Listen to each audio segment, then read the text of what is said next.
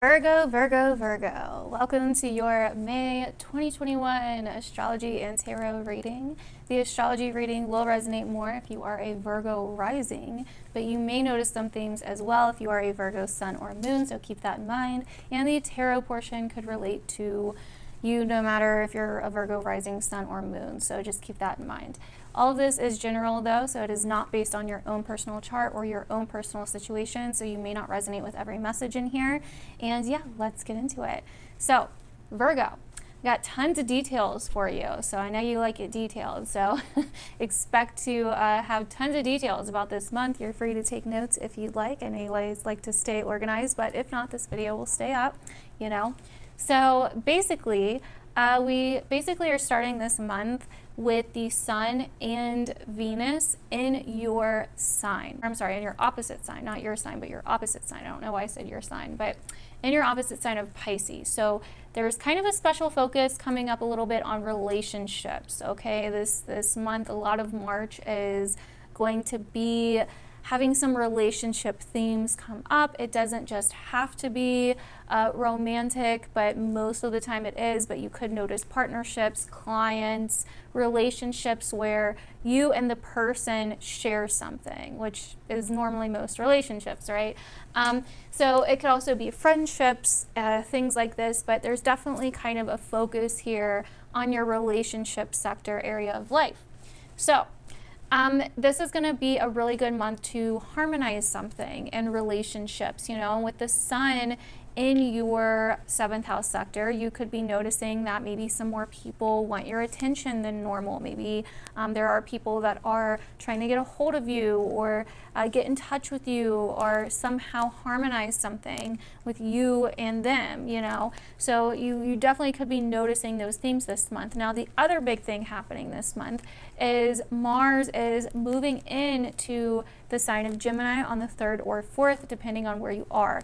Mars is going to be here for the next 2 months. So for you, this is a major part of your chart. This deals with your life, your path, your career, your achievements, your worldviews, the public, you know, your social status in the world. Also, the goals that you have, your legacy, what you want to leave behind, you know, when you leave this earth, you know, like all of your goals and achievements basically in your career, and authority figures as well, and leaders. So you're definitely going to be noticing with Mars moving into this 10th house sector where it's going to spend the next 2 months, a lot of drive this month and next month when it comes to career. So I just went through this transit and I've been like working super hard lately, pumping out content, if you haven't noticed, here and everywhere else on social media. So you could be feeling the same way. You could just be feeling kind of like a shift of energy where you're more driven to work on things. You could be working on something technological or something that really involves a lot of mental activity, or something that involves communication, or even something where you're having to wear many different hats, since we're dealing with Gemini here in the career field. But there's definitely going to be a dedication to something, to, you know, put in the work now for a better future, right? To build the blocks, to put the building blocks together now for your future. You're definitely going to be noticing these themes now. And this is going to really help you as well with the really hard work that you've already been doing with all of this energy in Aquarius in your 6th house sector. You know, you've been working very fucking hard on something on a day-to-day basis, like too hard, like almost it feels impossible at times. You know, it feels super burdensome at times. It feels super draining at times because you've been working so hard on something, or you've had so many responsibilities, or, you know, things resting on your shoulders that need to be done. And so on a day-to-day basis with your day-to-day schedule. And so Mars here is going to trine that area, so it's going to really help you move through that. It's going to really help you, you know, possibly fix things or do some, you know, kind of brainstorming. I couldn't think of the word at first. Brainstorming on these projects that you've been working on a day-to-day basis, whether it's for your work or whether it's just some other responsibilities that you've been having that have been taking up like a lot of your time, where you've had a major increase in your workload and your duties on a day-to-day basis. So you're definitely going to be noticing this month. Now, On top of that, you know, Mars moving through your 10th house, you want to watch out for issues, debates, arguments, frustrations with authority figures, leaders, you know, things like this. You could start getting very frustrated. Or you could have a authority figure, leader, boss, something like this getting frustrated with you. You know, you could be feeling like they're putting a lot of pressure on you or stressing you out. But with that trine to Saturn, I think it's going to be okay. I think you're going to be able to work through it and deal with it. Now, I will say this will eventually square Mercury in your 7th house, so this may involve some issues with relationships, though. You know, you could find yourself in some disagreements about your future or what you want out of life or your career versus what your partner does or what somebody else in your life does. And so there could be, or you could, if you have clients or services, you could find some issues with there when Mercury and Mars square, which is going to happen. You're going to start really feeling that energy more so around like the 18th and forward for probably like about a week. So watch out around that time frame though. And then on the 4th of March, we have Mercury conjunct Jupiter.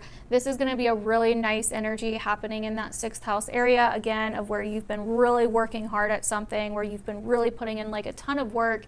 And this could be some kind of good news, some kind of breakthrough, some kind of really great conversation, some kind of announcement, you know, something like that, or some kind of realization or insight or new knowledge that you get, some kind of lesson that you learn that really helps you with the work or the intensive effort that you've been putting into something lately. So that's going to be really cool as well.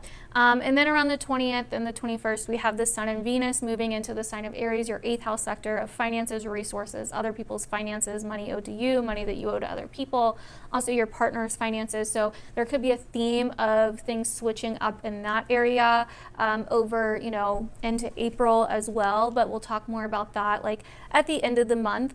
And yeah, Mars is going to be coming across the North Node.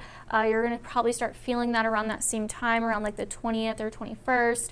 And then for probably like the next week or so, Mars is going to go across the North Node in Gemini. So we're going to be feeling, you may be feeling that this could be some kind of recognition, some kind of opportunity in the career, some kind of new, some kind of change in what you want to do out in the world, or what you feel you're being drawn towards, or possibly stepping up into like a leadership position. It's going to be different for different ones of you, but you're definitely going to be pulled to do something, you know, with your future, for your future. So that's going to be really interesting. Now, other than that, we have the Libra full moon on the 28th, and this is going to be right in your 2nd house sector of finances, resources, money, your assets, what you have, what you own, your priorities, your values, what you value, how you feel about yourself, all of these types of different things. So with that full moon, you could notice those themes coming up, but we'll talk more about that when it's time. So let's go ahead and get into your cards and see what your cards have to say for this month, Virgo. I really feel like this is an interesting month. You know, I think that it's a month where you're really almost catching a break in some areas, like because you've just been working so hard or doing so much or putting in so much effort. And this month you're almost kind of like, okay, like finally I'm catching this break, or I think things are starting to make sense, or I'm starting to figure things out, or, you know, the heaviness kind of lifts a little bit. The energy definitely shifts this month for you, and you're going to be very future focused, very dedicated, very much, hold on, wasn't done connecting to your energy yet, very much driven, you know, to go after what you want, your goals, all of those types of things, which is going to be very good for you. So, yeah, so far we have what you want wants you. Okay, so there could be something that you're attracting here, trying to work towards, trying to achieve, trying to manifest into the physical. And it's like, okay, are you going to do it or not, basically, is kind of what I see here with what you want wants you, and bring it into form. This is a time to go after what you want. This is a time to be clear about what you want. This is a time to definitely put in the effort to take the action to go after what you want. Some of you guys could be making some big changes this month. Some of you guys could be possibly traveling or thinking about moving or changing something. We also have the Queen of Swords coming up here. So this is definitely, I feel like some of you guys are, hold on, kind of getting something here, but I'm trying to think how to word it. You're not being clear on what you want because you're doing this, but actually you're thinking about this, and they're two separate ways, right? They're facing two separate ways. So that's what's really kind of aggravating me about this a little bit. Like, you're over here, but your mind's over here, right? And so that's where I think you need to get aligned, right? Because eventually you're going to have to choose. You're going to have to make a decision. You're going to have to say, okay, I know I've put all this emotional stock into something, but I know that there's something better, or I know that that I deserve more, you know? Okay, so we have the 8 of Cups and the 9 of Cups, so forward movement, awesome. So it looks like you do make some decision. You do have some kind of conversation or accept some kind of truth, make some kind of announcement, something like that, where you are emotionally moving to a place of more fulfillment, which is really awesome. And then we have the Ace of Cups and the 2 of Swords. Now, for your Oracle cards as well, you also have She Feels, She Knows, which is number 22, and Heaven Sent. So this is very much like, okay, you know what you feel, you know what you're supposed to do, and it's like you just have to do it, right? Like, and I know that's easier said than done, but it is kind of like I said, you're catching some kind of break this month, Virgo. You're definitely catching some kind of break this month. And it's something where it's like you're needing to listen to what you feel. You're needing to kind of shut off your mind and listen a little bit more to what you feel and get really clear on how you feel and what you want. We also have the Wheel of Fortune and the Page of Cups. Okay, so this is definitely, once again, bringing in what you feel, bringing in more of what's going to emotionally fulfill you, what's going to make you more secure, what's going to fulfill your emotional needs here. Okay, because, and that's really this Pisces energy that's coming up. Like, what is it that you actually need internally, with Pisces being your opposite sign? Wow, the sun has been coming up a lot in these readings. What is it that you need internally? You know, you do need connection. There is like something here where maybe you're connecting with people this month, or making some announcement, or possibly, you know, there's somebody that wants to connect with you, or that wants your attention here, or, you know, something along those lines. One of those. But I do see here that you need to make sure that you're making time for your emotional connections in your life. Right? We have all of this cup energy coming up. That is where you are going to feel the most fortunate and fulfilled. I think you're confused about your feelings, or what to do about your feelings about a situation, possibly towards mid-month. It could get a little bit confusing about how you feel, or what you want to do with how you feel.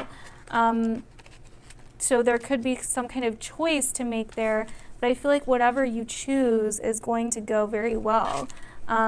It definitely involves some kind of celebration, or some kind of announcement, or something like that. So, but that is basically what I'm getting for you, Virgo. Hopefully that ends up resonating. Definitely let me know down below if it does. I'd love to hear about it. And keep up with me throughout the month. Let me know if any of this stuff happens that I named off earlier. I'd really appreciate it. And I will see you guys in my other videos.